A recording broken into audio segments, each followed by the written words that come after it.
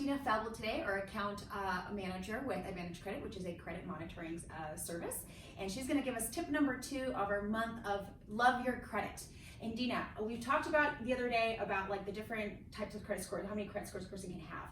But why do people have different credits depending on the credit bureau? Like when I pull credit for getting a car or a mortgage, there's 3 different bureaus and I'm getting a different score in each one of them. If it's based on the same information, why is it not the same score? Yeah, it would be great if it was the same score, but it's not, because all trade lines do not have to report to all 3 bureaus.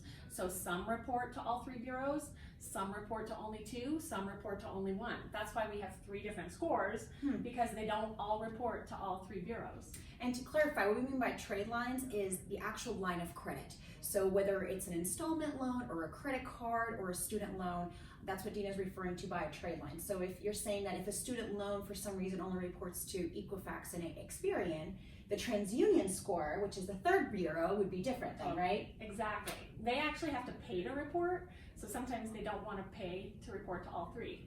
Interesting. So sometimes if there's a discrepancy on, disparity between, well, 2 bureaus are declaring me at 700, but this one's at 550. I think the first thing consumers should look at is whether every trade line is reporting to that 3rd bureau that's reporting such a low score then, right? Exactly. They could be reporting totally different information. Interesting.